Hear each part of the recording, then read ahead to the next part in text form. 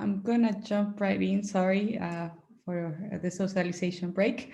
So we didn't have scheduled a summary of the discussion talks. I would propose that if you want, we can do like a 1 minute per room if you want, and then close up so you can go and rest. What do you think? Yes? Okay, I don't remember which were the rooms. So we have, Solar system. let's Galactic. yeah, let's start with solar system. Who will tell us what they said? Spencer and Julian are interested in challenging algorithmic things. We wanted to check in a little bit more and think about what actually has already been detailed in the Schwab et al. Software roadmap for the solar system, particularly about visualization tools. We talked about pre-recovery through archives to other data sets running back. Issues of making sure that all the extragalactic transient stuff that we flagged, what direction the Earth reflex motion vector was in to catch very distant TNOs, because we might be able to go out to 100, maybe 200 AU, and then things really aren't going to move very much. And then we had fun talking about space junk and glints, and I don't think there's an actionable there. But the idea of some of the visualization stuff that we're doing for the transients and the variable broker stuff, in spirit, everyone would be happy to share those tools, and we should think about what those look like and not tread on toes, but also provide helpful things. Thank you. That was very concise. And just team expertise was very valuable. Excellent. Let's go to galactic variable stars. Who can give us a short summary? That'll be me.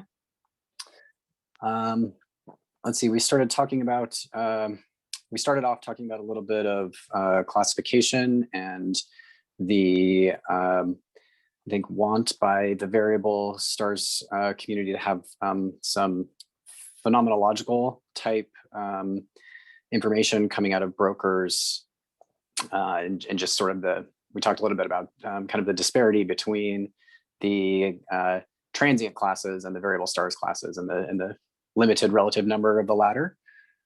We also talked about anomaly detection as something that will and is important to a lot of these subdisciplines that may be lacking in brokers right now. Not to say that brokers aren't working on it, various brokers are, but it's something that can be useful to be developed more. Let's see, Alerce, someone from Alerce, I'm sorry I didn't catch your name, dropped a link in here to a data set that they've been, that they've developed kind of in that vein. And then we talked a little bit about determining just the rarity of objects and how to sort of flag the ones that are like, hey, this is a variable star thing that's really important. No easy answer there. Excellent. Thank you, Troy. And the last one is the extragalactic one. I think Andy volunteered for that for a short summary. Sure. We talked about what classes of objects are we missing. This was brought up several times, and it was difficult to land on the exact answer, but the microlensing was brought up as a possible example. People were talking about different types of F-bots and other things. Part of it came down to just users are going to have to define these things and write them into their filters. We talked a little bit about how you get that information back once a user writes a filter. We talked about, are there other streams besides ZTF? Alerce is testing Atlas, LSSTC is testing DECAM alerts, but these are kind of works in progress. We talked about how useful it would be to extract transients from a data release, and Gotham said it's not that hard, but it's a separate set of problems. For AGNs, it was brought up in particular that you might get extra information from the data release, but it's also useful to know if something is new. That is a little bit tricky sometimes if the variability, depending on the nature of the variability, sometimes you have to wait a long time for it to be flagged in terms of the alert kind of business. And we talked about, what if something's already flagged as an AGN? Does that preclude it being flagged as a TDE or a supernova if that happens in that type of galaxy? And people agreed that there are filters that can handle that, and there are brokers that can tag things in multiple ways. ZTF has multiple classifiers and so on. And we talked about what isn't being done or provided by the brokers. One of the things was dealing with other photometry from other places. People thought that it was too hard unless it was from a big uniform survey. But even if it is from a big uniform survey, it's still tricky and it's being worked on. But people thought it kind of must be done. I think that's it. Thanks, Andy. Well, thank you very much for that discussion summaries. I'm gonna go to the final remarks, which are quite short. Hopefully, can you see my screen? Yes. Cool. So with this, we're ending the LSSTC Enabling Science 2021 broker workshop. We had support from LSSTC, so we're very happy about that. Thank you. The goals were basically, after the first part of the workshop, were to present tutorials of the products by broker teams, but have an idea of which community standards and benchmarks we could produce and create a legacy, which I think is a big part of our idea, was to create a legacy of tutorials and talks that you can come back in the future if you want to see what's in the broker panorama. Some stats, because I think it's interesting to see. We have over 129 registered participants. I think there was a last minute participant at the end. And we have over 100 people simultaneously connected, which is pretty good, I think, given the Zoom tiredness. If you can see the lower pie chart, we can see that a lot of people that are involved are either researchers or professors, but there's also a growing members that is postdocs and students, which I think is very important because LSST will be a 10-year survey, so we need to think about the future. We have stats on the preferred gender. We can see that we have a low representation of some demographics, which it's something that we should think about as a community and act on that. We had a lot of broker teams actually present. I think you have heard from many of them.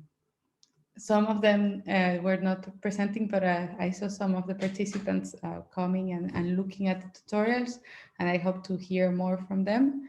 And then we have over 30 tutorial notebooks already in the GitHub repository. If you haven't sent it, please do so, because I think it's important for the legacy and that people can use it. I need to stress, thanks to our curators, we had a team here to the right that went through the notebooks and you received feedback from them, the broker teams, and they did an amazing work trying to figure out what can be improved so people can profit the notebooks more. So thank you very much. All this is in the GitHub. Both in the GitHub, there are the tutorial notebooks, but also the docs, the slides. There is a repository. If you haven't sent your slides, please do so we can keep them there. Tags, of course, were recorded, so you will see them soon. The notes, of course, in the Google Doc. So if you have a doubt or something discussed, it's there. So the question is, what is next now?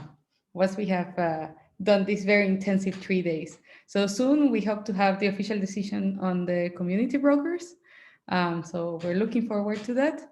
I think the ecosystem of brokers of brokers, and Tom will be more integrated.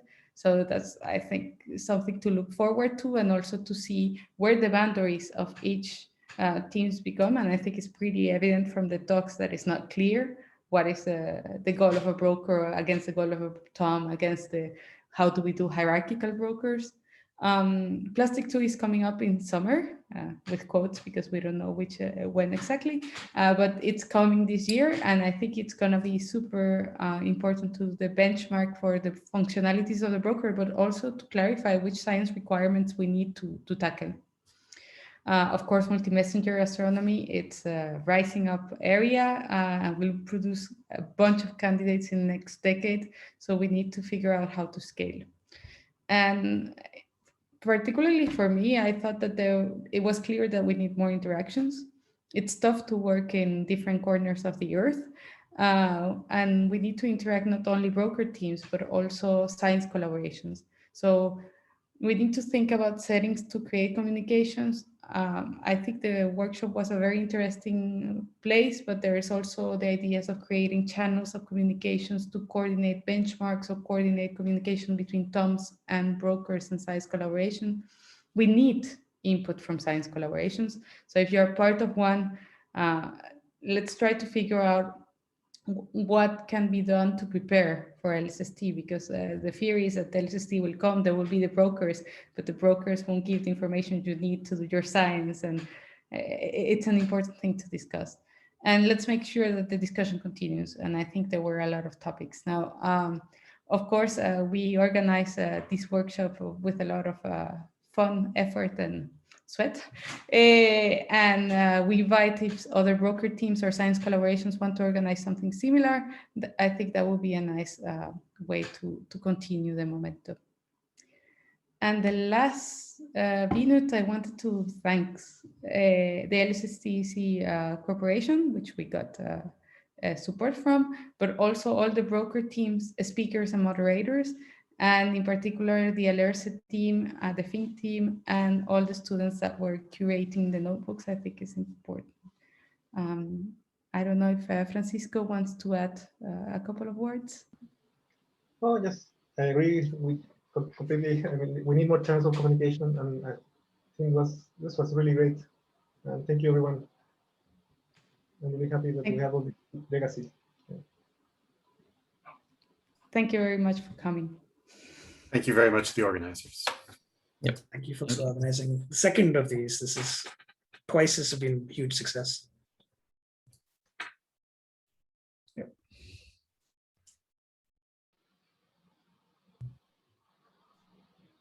So Bye. Bye. Bye, everybody. Bye. Bye, everybody. Thank you.